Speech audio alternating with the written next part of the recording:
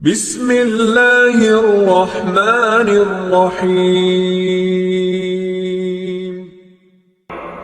ابو جہل ملعون کا عبرتناک انجام۔ ابو جہل طاقت اور حکمت کا بے تاج بادشاہ تھا، جو جنگ بدر میں ذلت کی موت مارا گیا۔ ابو جہل کا اصل نام عمر بن حشام بن مغیرہ ہے۔ پہلے اس کی کنیت ابو الحکم تھی، یعنی حکمت کا باپ، لیکن بعد میں رسول اللہ صلی اللہ علیہ وآلہ وسلم نے اس کی کنیت بدل کر ابو جہل رکھ دی، یعنی جہالت کا باپ۔ یہ اسلام مخالف قریشی سردار اور مسلمانوں کا سب سے بڑا دشمن تھا۔ اس کے ظلم و ستم اور تکبر کی وجہ سے رسول اللہ صلی اللہ علیہ وآلہ وسلم نے اسے اس امت کا فرعون قرار دیا ہے۔ رشتے کے اعتبار سے ابو جہل حضرت عمر رضی اللہ تعالی عنہ کے ماموں لگتے تھے، باقی رسول اللہ صلی اللہ علیہ وآلہ وسلم کے ساتھ ابو جہل کا کوئی رشتہ نہیں تھا۔ جنگ بدر اور ابو جہل کا آپس میں گہرا تعلق ہے۔ جب بھی جنگ بدر کا ذکر ہوگا اس کے ساتھ ابو جہل کا تذکرہ لازمی ہوگا۔ غزوہ بدر، جس کو یوم الفرقان بھی کہا جاتا ہے، 17 رمضان المبارک 2 ہجری بمطابق 13 مارچ 624 عیسوی کو لڑی گئی۔ بخاری اور مسلم میں حضرت عبد الرحمن بن عوف رضی اللہ تعالی عنہ کی روایت ہے، وہ کہتے ہیں کہ بدر کے دن میں سب میں کھڑا تھا، میں نے دائیں بائیں دیکھا، میرے دونوں جانب 2 نوجوان لڑکے کھڑے تھے، انہیں دیکھ کر میں مطمئن نہ ہوا۔ اچانک ان میں سے ایک نے آہستہ مجھ سے کہا، چچا جان، ابو جہل کون ہے؟ میں حیران ہوا اور پوچھا، اسے دیکھ کر تو کیا کرے گا؟ وہ گویا ہوا کہ مجھے پتا چلا ہے کہ وہ ہمارے نبی صلی اللہ علیہ وآلہ وسلم کو گالیاں دیتا ہے۔ قسم اس ذات کی کہ جس کے قبضے میں میری جان ہے، اگر میں نے اسے دیکھ لیا تو میرا وجود اس سے الگ نہیں ہوگا حتیٰ کہ ہم دونوں میں سے ایک نہ مر جائے۔ اس کے بعد دوسرے لڑکے نے بھی یہی بات دہرائی۔ اسی لمحے اچانک مجھے ابو جہل نظر آ گیا۔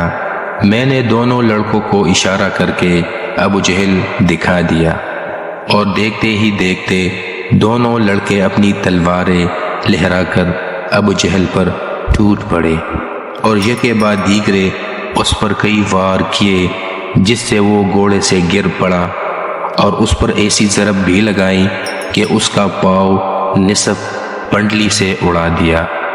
اسی دوران ابو جہل کے بیٹے اکرمہ نے ان دونوں میں سے ایک نوجوان کے کندھے پر تلوار ماری، جس سے اس کا بازو کٹ گیا اور صرف چمڑے سے لٹک گیا۔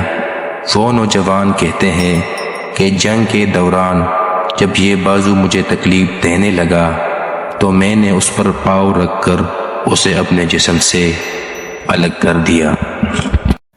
روایت میں کہ جنگ کے دوران جب یہ بازو مجھے تکلیف دینے لگا تو میں نے اس پر پاؤں رکھ کر اسے اپنے جسم سے الگ کر دیا۔ روایت میں آتا ہے کہ یہ دونوں لڑکے خوشی خوشی حضور کریم صلی اللہ علیہ وآلہ وسلم کے پاس گئے اور کہنے لگے، یا رسول اللہ، میں نے ابو جہل کو قتل کر دیا ہے۔ دوسرے نے کہا کہ میں نے قتل کر دیا ہے۔ جب رسول اللہ صلی اللہ علیہ وآلہ وسلم نے دونوں کی تلواریں دیکھی تو دونوں پر خون لگا ہوا تھا۔ رسول اللہ صلی اللہ علیہ وآلہ وسلم نے کہا، آپ دونوں نے اسے مارا ہے۔ یہ دونوں نوجوان کوئی اور نہیں بلکہ افرا کے بیٹے معاص اور معوذ تھے، اور اسی جنگ میں معوذ بے جگری سے لڑتے ہوئے شہید ہو گئے۔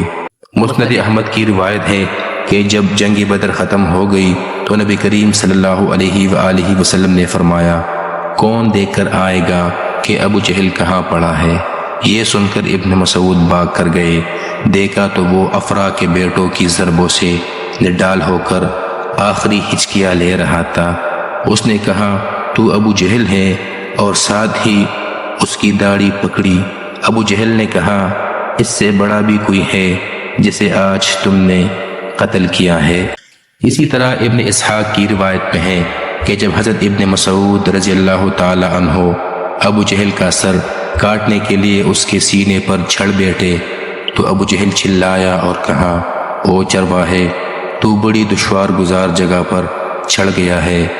حضرت ابو قتادہ رضی اللہ تعالیٰ عنہ فرماتے ہیں کہ ہمیں بتایا گیا کہ جب سورۃ القیامہ کی یہ آیت نازل ہوئی، اولا لک فاولا ثم اولا لک فاولا، ترجمہ افسوس ہے تجھ پر، حسرت ہے تجھ پر، پھر افسوس ہے تجھ پر، حسرت ہے تجھ پر، تو نبی کریم صلی اللہ علیہ وآلہ وسلم نے ابو جہل کو مخاطب ہو کر یہ آیتیں تلاوت فرمائی تو ابو جہل نے کہا اے محمد، کیا تو مجھے دمکاتے ہو؟